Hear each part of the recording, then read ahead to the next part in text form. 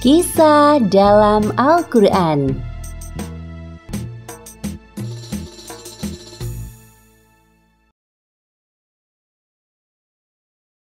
Kisah Nabi Yunus alaihi salam ditelan ikan paus. Kisah ini disebutkan beberapa kali dalam Al-Quran. Salah satunya surat Asy-Syaffat ayat 139 hingga 148. Diceritakan bahwa Nabi Yunus alaihi salam merasa putus asa berdakwah kepada kaumnya yang keras kepala. Setelah hampir puluhan tahun berdakwah, hanya sedikit yang mau menjadi pengikutnya. Akhirnya beliau pun meninggalkan kaumnya dengan perasaan marah sekaligus sedih. Allah Subhanahu wa Ta'ala mengutus Nabi Yunus untuk berdakwah kepada suatu kaum di Ninawa, negeri yang terletak di daerah Mosul, Irak. Hampir seluruh penduduk Ninawa masih mewarisi tradisi nenek moyang mereka, yaitu menyembah berhala. Kaum Ninawa tidak menyukai kehadiran Nabi Yunus. Menurut mereka, ajakan Nabi Yunus untuk beriman kepada Allah tidak sesuai dengan tradisi mereka. Wahai kaumku, berhentilah menyembah berhala-berhala itu. Sesungguhnya mereka tidak dapat memberi manfaat apapun kepada kalian. Hanya Allah satu-satunya Tuhan yang pantas kalian sembah. Diam saja kau Yunus. Engkau bisa bicara begitu karena memang bukan dari keturunan nenek moyang kami. Ya benar, inilah ajaran turun-temurun dari nenek moyang kami. Sedangkan engkau hanya pendatang di negeri kami yang tidak tahu apa-apa. Pergilah, kami mau beribadah kepada Tuhan yang nyata terlihat, bukan seperti Tuhanmu yang tidak terlihat. Hahaha, kasihan sekali dirimu, wahai Yunus. Nabi Yunus mulai tersulut amarahnya mendengar cemoohan dari kaumnya. Bahkan dengan beraninya mereka menghina Allah. Lanjang sekali kalian berkata seperti itu tentang Allah. Wahai kaum Ninawa, tunggulah sebentar lagi azab akan turun kepada negeri ini. Aku telah berkali-kali memperingatkan kalian. Setelah beberapa tahun berdakwah, pengikut Nabi Yunus hanya sedikit. Berbagai cara telah dilakukan untuk mendekati kaum Ninawa. Namun mereka malah menghina Nabi Yunus. Sampai akhirnya beliau mulai putus asa. Kemarahan dan kekecewaannya bercampur menjadi satu. Kemudian Nabi Yunus mulai berdoa kepada Allah. Ya Allah, ya Tuhanku, hamba sudah tidak tahan lagi menghadapi keras kepalanya kaum Ninawa ini. Sekiranya Engkau mengutus hamba untuk berdakwah di tempat lain, hamba bersedia. Ya Allah, hamba mohon kabulkan permintaan hamba ini. Disinilah letak ujian Nabi Yunus. Beliau tidak sabar dalam menghadapi kaumnya dan akhirnya memilih untuk meninggalkan negeri Ninawa. Padahal tugas dakwahnya belum usai. Tak lama setelah kepergian Nabi Yunus, hal buruk terjadi pada kaum Ninawa. Tiba-tiba, cuaca yang awalnya cerah berubah menjadi gelap. Hah? Keras sekali suaranya. Apakah ini yang dikatakan oleh Yunus tempo hari? Wahai ayah, aku takut. Jangan takut wahai anakku. Ini pasti azab Allah yang dijanjikan Nabi Yunus kepada kita. Satu persatu kaum Ninawa mulai keluar dari rumahnya. Mereka bersujud dan mulai menyadari akan kesalahannya. Ya Allah, maafkanlah perilaku kami yang tidak mau beriman kepadamu.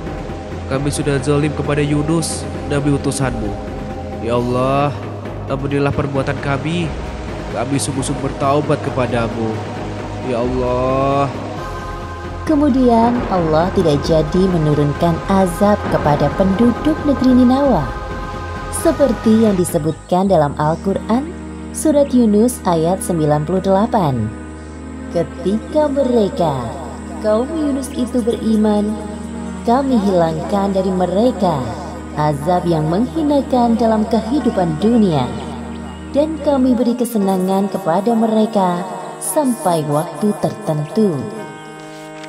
Sementara itu, Nabi Yunus telah berjalan cukup jauh. Sampailah beliau di tepi pantai. Langit sore nampak bersahabat. Terlihat di sana ada kapal yang akan berlayar. Kemudian Nabi Yunus pun ikut masuk ke dalam rombongan kapal yang akan berlayar itu. Semua orang heran melihat penampakan seorang nabi di dalam kapal. Namun para penumpang tidak berani menyapa Nabi Yunus. Mereka hanya saling berbisik. Nahkoda menggerakkan kapal cukup cepat. Ketika berada di tengah lautan, seketika itu angin bertiup kencang dan menggoyangkan sebagian badan kapal. Sepertinya akan terjadi badai. Lihat, hujan mulai turun. Aduh, bagaimana ini? Kasihan sekali anakku. Maaf tuan-tuan, sepertinya kita harus mengeluarkan barang-barang agar kapal tidak tenggelam. Baik. Mereka pun mengeluarkan semua barang dan menjatuhkannya ke laut. Kami sudah mengeluarkan semua barang. Bagaimana keadaannya? Sepertinya harus ada dari kita yang turun dari kapal. Beban kapal ini masih terlalu berat. Apa? Bagaimana jika kita lakukan undian saja untuk menentukan siapa orangnya agar adil? Ya, cepat kita lakukan. Para penumpang kapal, termasuk Nabi Yunus, melakukan undian. Ternyata nama yang keluar adalah Nabi Yunus. Hah? Tidak mungkin dia. Aku yakin dia adalah orang baik. Nabi pula. Bagaimana kalau kita undi lagi saja? Ya, undi saja lagi. Lakukan lagi. Setelah melakukan undian kedua dan ketiga, tetap saja nama yang keluar adalah Nabi Yunus. Melihat kenyataan tersebut, Nabi Yunus pasrah dengan keadaan. Sudahlah tuan-tuan, tidak perlu dilakukan undian lagi. Aku ikhlas dengan keputusan ini. Aku akan turun ke laut agar kapal ini tidak tenggelam. Insya Allah ini takdirku. Orang-orang melihat Nabi Yunus dengan perasaan tidak rela. Kemudian Nabi Yunus bersiap untuk turun dari kapal. Beliau menatap ombak yang bergulung-gulung di hadapannya. Ya Allah, mungkin ini balasan bagiku atas sikap pengecut dan tidak sabar menghadapi ujian dakwah dari kaumku. Ampuni aku ya Allah. Demikianlah Nabi Yunus termasuk orang-orang yang kalah dalam undian tersebut, sehingga dilemparkan ke laut.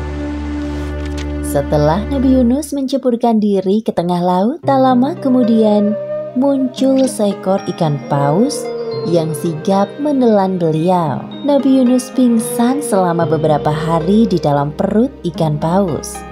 Saat membuka mata, yang Nabi Yunus rasakan adalah kegelapan dalam jiwa dan raganya. Perasaan bersalah kepada Allah selalu menghantuinya. Tubuhnya tidak berdaya karena tidak ada asupan makanan selama berada di dalam perut ikan paus. Kemudian Nabi Yunus dengan segala kekuatannya berdoa kepada Allah. Seperti yang disebutkan dalam Al-Quran, Surat Al-Anbiya ayat 87. Tidak ada Tuhan selain Engkau, Maha Suci Engkau. Sungguh, aku termasuk orang-orang yang zalim. Allah seketika itu menjawab doa Nabi Yunus dan menghilangkan kesedihan yang dirasakannya. Allah melalui perantara ikan paus melemparkan Nabi Yunus di sebuah daratan yang tandus. Nabi Yunus keluar dari perut ikan paus dengan keadaan lemah dan sakit. Lalu Allah menumbuhkan tanaman di dekatnya dan beliau pun menikmatinya. Tubuhnya kembali bugar. Alhamdulillahirabbil alamin. Terima kasih ya Allah. Setelah kondisinya berangsur pulih seperti sedia kala, Nabi Yunus kembali kepada kaumnya di Ninawa. Sesampainya di sana, Nabi Yunus disambut hangat oleh kaumnya. Beliau sangat terharu atas perlakuan yang diberikan oleh kaumnya. Kaum Ninawa sekarang sudah jauh berubah lebih baik dari sebelumnya.